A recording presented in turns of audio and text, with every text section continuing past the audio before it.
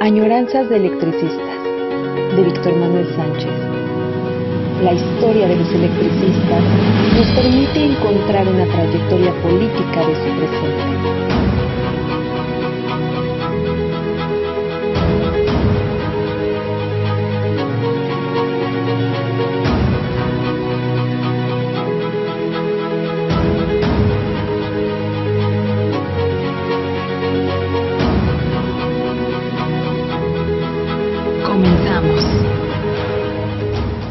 De nueva cuenta, es lunes y estamos preparando y vamos a presentarles otra añoranza de electricistas.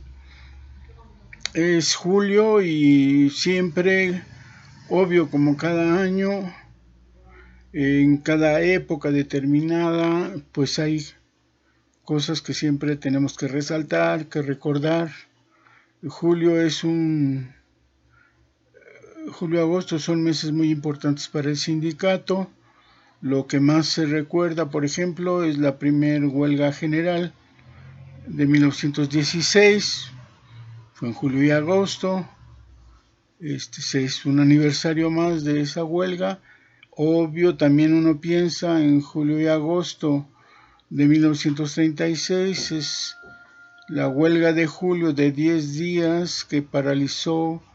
Es una huelga general propiamente del Distrito Federal, la segunda huelga general que propicia, que impulsa, que defiende no solo los intereses generales de los trabajadores, sino en lo particular la propia organización del SME. También en julio resulta que se dio un movimiento llamado el movimiento de Verónica, muchos le han llamado el Veronicazo, como si hubiera sido como un golpe de estado, pero en realidad fue una movilización de todos los trabajadores para deshacerse del comité central que había ya vuelto a sus peores días. La democracia del Sindicato Mexicano de Electricistas, con una amplia movilización de todos los trabajadores, lograron expulsar a todo el comité de Juan José Rivera Rojas.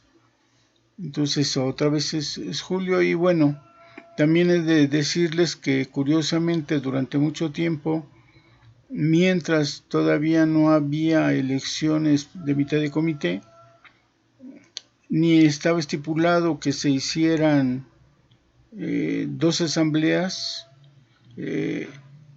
sino que cada elección era hasta diciembre, duraba, cada año se hacían las elecciones y entonces ya se tenía la costumbre de que en julio se hicieran informes. Los años 30 ya hay informes semestrales. En julio pues y en diciembre. Y lo que vamos a relatar hoy, bueno, vamos a tratar de relatar durante estas semanas que nos quedan. Con seguridad vamos a llegar hasta agosto, pero vamos a relatarles estos 3 acontecimientos. La huelga de 1936, la huelga de 1915 y el movimiento de Verónica de julio del 1952. Porque todos cumplen años en 1952. Y lo que vamos a leerles a ustedes no es el relato o platicarles, que también podríamos hacer un breve bosquejo del movimiento, sino que hubo épocas en que los mismos protagonistas escribieron acerca de estos movimientos. Entonces, próximamente les vamos a leer el texto que escribió Ernesto Velasco sobre la huelga de 1916. Hoy les vamos a presentar, a leer el escrito que hizo David Gallardo Roldán sobre la huelga de 1936 y después les narraremos la crónica y algún escrito que se hizo sobre el movimiento de Verónica.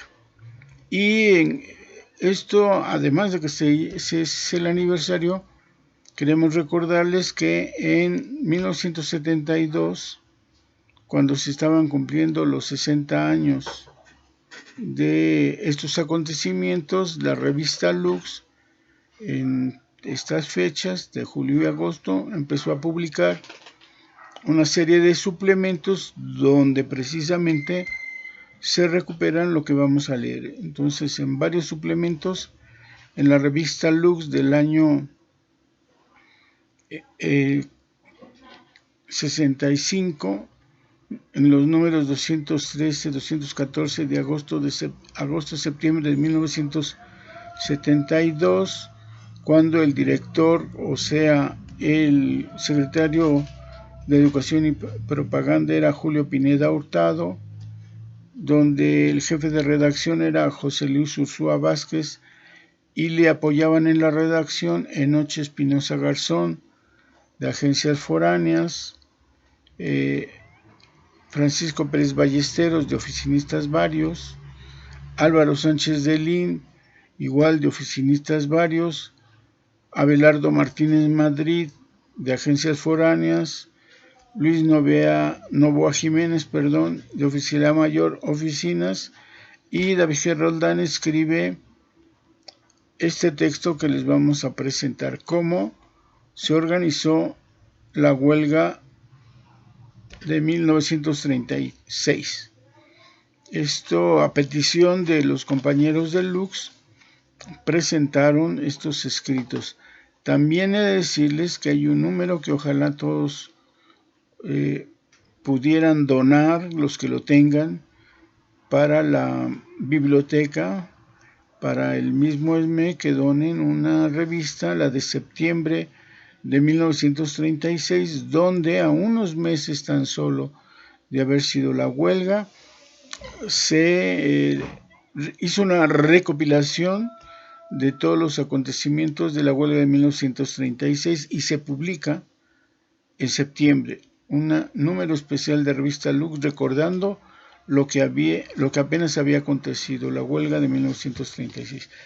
No hay ejemplares de ellos, no se puede presentar al público porque no está el ejemplar, pero sería muy bueno que quienes tengan de sus padres, quizá de sus abuelos, y que les hayan pasado de mano en mano este número de septiembre de 1903, nos lo hiciéramos llegar para, o bien una copia nada más, una muy buena copia, un escaneo de esto, una copia PDF, para que en la biblioteca, o bien que se pueda reproducir en la página del sindicato y se tenga estos materiales de la huelga de 1936.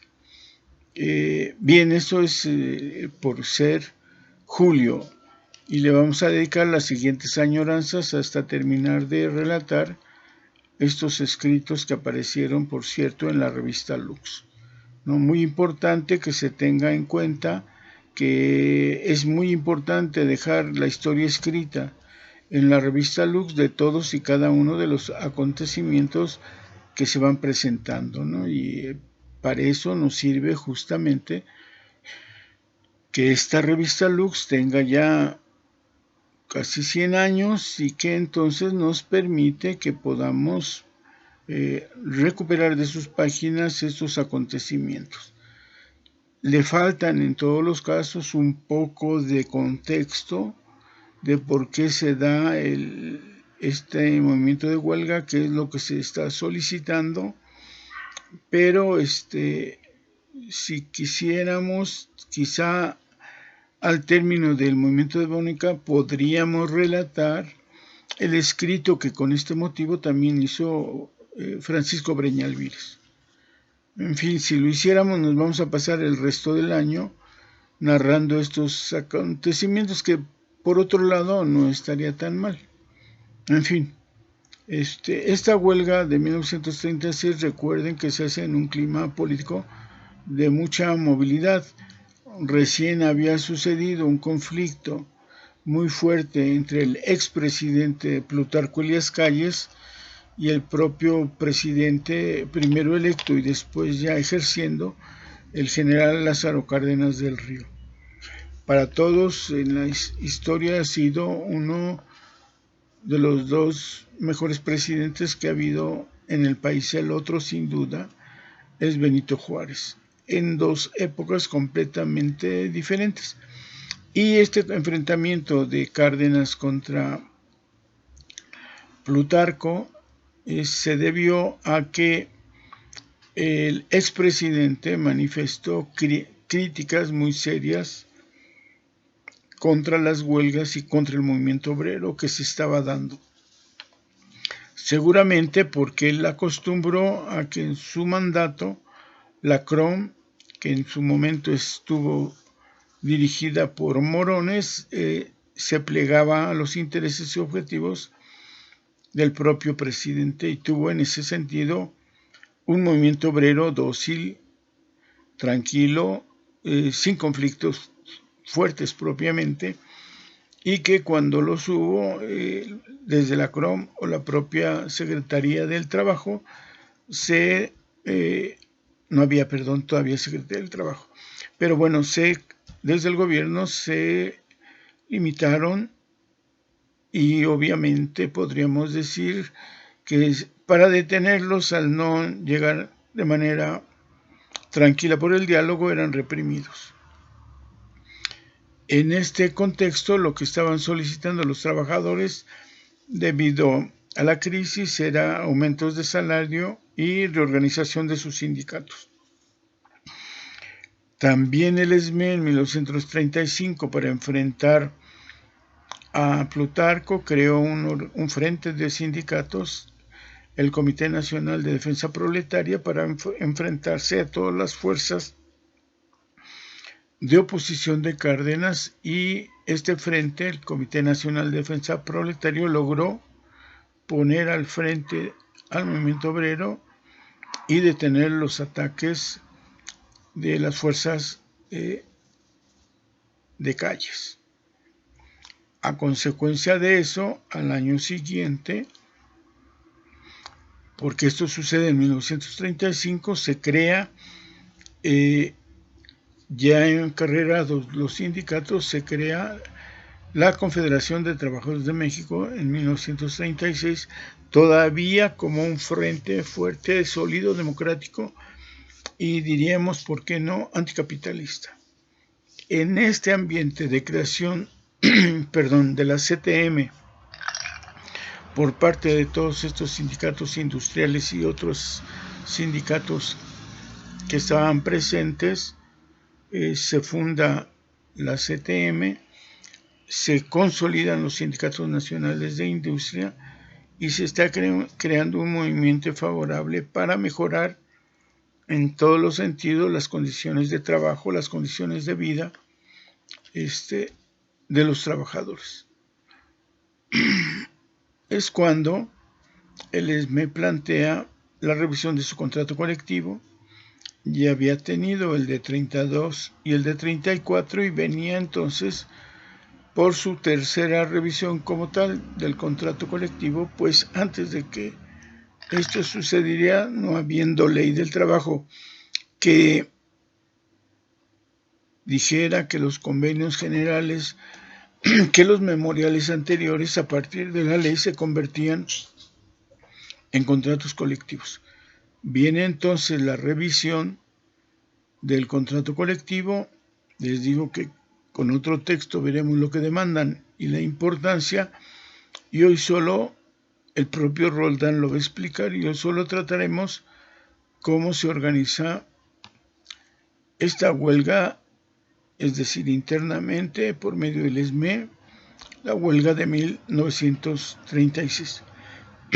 Dice David Roldán: aun cuando la forma en que se organizó nuestro pasado movimiento de huelga fue del conocimiento, en términos generales, de todos los agremiados de nuestro sindicato, por razones que no viene al caso referir, hasta la fecha no se había dado una información detallada del mismo, y es ahora en ocasión del primer aniversario de ella, que el Comité Central del Sindicato acordó se incluyera en el programa de este acto un punto intitulado «Cómo se organizó la huelga de los electricistas», el cual pasó a desarrollar. Con objeto de hacer más comprensible las razones que se tuvieron para organizar en la forma que se hizo, creo que es necesario antes algunas consideraciones generales sobre la huelga. Ser objetivos, características particulares que esta presenta en el caso de los trabajadores que laboran en las empresas de servicios. Decíamos que tiene algunas características que narra David Roldán y que por eso su presentación la dividió en 3 puntos. El primero, la huelga, su objeto, requisitos de existencia y licitud, etc., desde el punto de vista legal. 2. La huelga, motivos, procedimientos legal, preparativos, etc., desde el punto de vista estatutario. Y 3. Cómo se organizó el movimiento huelguístico del Sindicato Mexicano de Electricistas realizado el mes de julio de 1936. Como ven,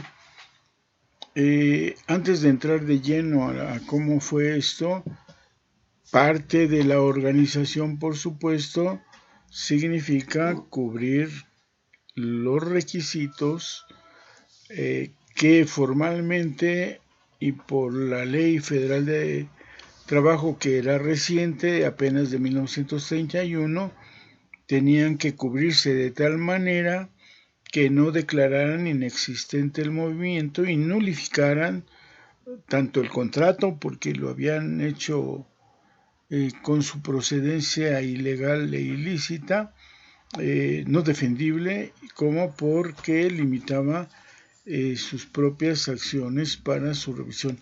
Apenas había ocurrido un mes que habían declarado inexistente una huelga de los ferrocarrileros. Tenía impactado a todo el país el que esto haya ocurrido. Y se temía por parte de los electricistas que a ellos mismos les pudieran aplicar las sanciones de inexistencia, y por eso previene todo el comité de huelga, pero en especial en este escrito, Roldán, que va a explicar estos requerimientos, ¿no? Entonces, desde el punto de vista legal es el primer punto. La huelga, dice Roldán, según lo define la Ley Federal del Trabajo en su artículo 259, es la suspensión temporal del trabajo como resultado de una coalición de trabajadores. Define igualmente la misma ley en su artículo 258 como coalición el acuerdo de un grupo de trabajadores o de patrones para la defensa de sus intereses comunes. En otras palabras, huelga es la suspensión temporal del trabajo acordada por un grupo de trabajadores para defender sus intereses comunes.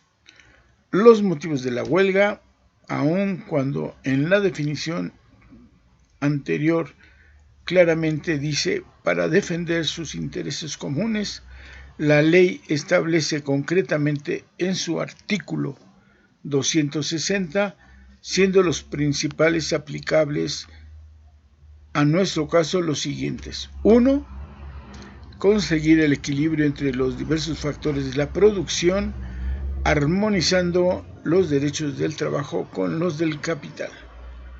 2. Obtener del patrón la celebración o el cumplimiento del contrato colectivo de trabajo. Por otra parte, el artículo 260 establece que la huelga deberá limitarse al mero acto de la suspensión del trabajo y que los actos violentos de los huelguistas contra la propiedad o contra las personas sujetarían a los autores a las responsabilidades penales y civiles consiguientes, pudiendo llegarse al caso cuando la mayoría de los huelguistas ejecuten dichos actos violentos que la huelga pueda ser declarada ilícita. Y en este sentido es algo que se debe prevenir. Es decir, si se declara ilícita, que el contrato colectivo de trabajo se dé por terminado. Finalmente, el artículo 275 de la ley antes citada obliga a los huelguistas a mantener el número de trabajos indispensables para que sigan ejecutando las labores cuya suspensión perjudique gravemente la reanudación de los trabajos o la seguridad y conservación de los talleres o negociaciones. Esto lo van a tener muy en cuenta porque seguramente nos lo platica más adelante Roldán.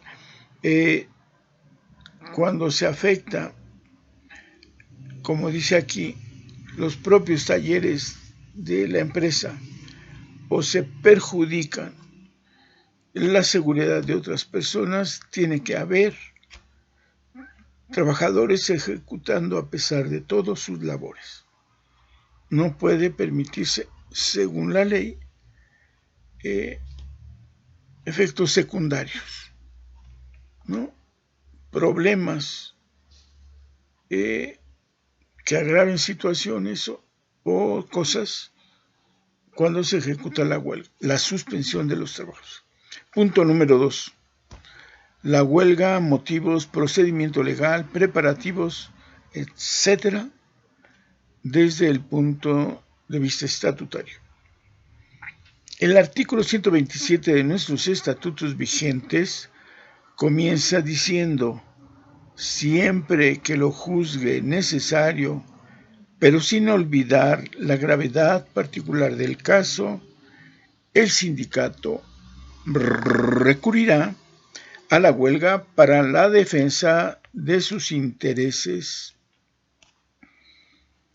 derechos o intereses particulares o, agrega, los intereses de la clase trabajadora en general. Próxima a la huelga o durante ella, se procederá conforme se establece en las fracciones subsecuentes, teniendo en cuenta que siendo la huelga un estado de emergencia y pudiendo presentar características y circunstancias imprevistas, los organismos directivos de ella deben tener siempre bien presente que la defensa de los derechos fundamentales del sindicato tienen preeminencia sobre el ajustarse rígidamente a los preceptos estatutarios particulares.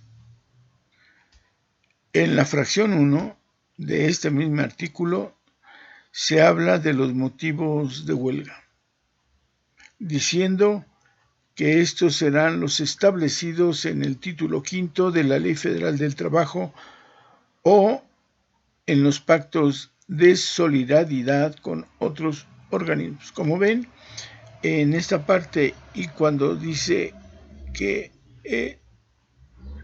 se puede defender a los trabajadores en general, se está hablando, aunque no es explícito, de una huelga por solidaridad. Los trabajadores en general entonces plantean una huelga por solidaridad.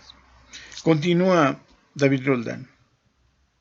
En la fracción 2 se indica que se tendrá especial cuidado de hacer valer todos los derechos que las leyes establecen en favor de los trabajadores, evitando en lo posible cualquier falta de previsión que pueda dar origen a algún ataque o fallo contrario basados en consideraciones de carácter legalista. Aquí reconocen que por algunos exceptos o por algunos imprevistos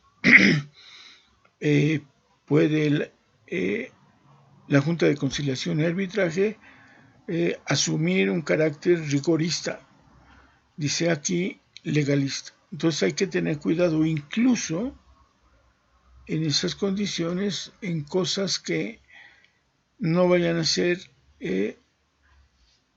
motivar un uso rigorista de la ley, lo cual llevaría a la problemática de echar a perder no solo el movimiento, no solo las demandas, sino, como se dijo anteriormente, el mismo contrato colectivo de trabajo. En la fracción 3 de ese artículo del estatuto, que se refiere a los preparativos de la huelga, se hacen especiales recomendaciones para que se desarrolle una intensa labor de preparación y estrecha colaboración con objeto de repartir las tareas preliminares que son necesarias a fin de evitar hasta donde sea posible el fracaso de la huelga, recomendando dicha labor al Comité Central y demás organismos representativos, debiendo los mismos a este efecto proceder a desarrollar una intensa propaganda interior y exterior con objeto de aplicar clara y concisamente a nuestros agremiados y a los trabajadores en general los motivos de la huelga y la justicia que ir a ella nos asiste, debiendo el Comité Central convocar asambleas locales extraordinarias a fin de informar de viva voz a los agremiados con propaganda escrita. Es decir, se van a repartir boletines, propaganda, quizá volantes, pero para que se comprendan mejor estos escritos, esta propaganda, esta difusión de la huelga, nada mejor que organizar mítines y asambleas locales extraordinarias donde se expliquen en detalle estos escritos. Continúa diciendo la fracción 3 en su inciso C, organización. Dos puntos. Tan pronto como la votación favorable a la huelga alcanzare la mayoría que previene la fracción 2 del artículo 264 de la ley, el Comité Central convocará a una Asamblea General Extraordinaria para hacer la formal declaratoria de que el sindicato ha decidido ir a la huelga y proceder a la instalación de los organismos directivos de ella. Continúa diciendo esta fracción: los organismos directivos de este deberán quedar integrados por el Comité Central, los subcomités y las comisiones de trabajo, ateniéndose a sus respectivas jurisdicciones y jerarquía, fungiendo por tanto el Comité Central con el carácter de comité de huelga y los subcomités, agrego yo, de las divisiones y miembros de la Comisión de Trabajo, es decir, los representantes departamentales, ser los auxiliares del comité de huelga o los subcomités de huelga correspondientes. Con la estrecha, continúa Roldán, con la estrecha colaboración de los demás miembros representantes y de aquellos comisionados especiales que al efecto nombrase el comité de huelga, se procederá a organizar la vigilancia, cuadrillas volantes, medios de comunicación, etc., a fin de prever y evitar el rompimiento parcial de la huelga en cualquiera de sus puntos. La Comisión Autónoma de Hacienda deberá estudiar e informar al Comité Central acerca de la situación económica del sindicato y formular los estimativos de gastos probables durante la huelga y las recomendaciones que juzguen oportunas. Con excepción de los gastos imprescindibles y de aquellos directamente relacionados con la huelga misma, el sindicato suspenderá todos los pagos pendientes hacia tanto no se resuelva aquella. Dice entonces que los estatutos previenen que la Comisión Autónoma de Hacienda haga un balance económico y, excepto lo indispensable, todo el dinero, todas las cuotas sindicales, el presupuesto que se tenga será dedicado a la huelga misma. La fracción 4, estado de huelga, dice: durante el estado de huelga, la disciplina del sindicato será particularmente rígida y entonces todos los agremiados, sin excepción, quedarían a disposición de los organismos representativos de la huelga, estando sujetos a expulsión del sindicato si desobedecieren los acuerdos de asamblea o de los dictados por los organismos representativos de la huelga, conforme se establece en la fracción 1 del artículo 97. Análogamente, cualquier falta de disciplina que un agremiado cometiere durante el estado de huelga deberá ser castigada con especial severidad. Y se nos ha terminado el tiempo para esta añoranza. El próximo lunes continuaremos con el relato de la organización de la huelga de 1936 que David Roldán Gallardo escribió para Lux. Nos vemos el próximo lunes y lo que resta de julio continuaremos relatando los aniversarios de acontecimientos históricos fundamentales para el ESME. Hasta la próxima.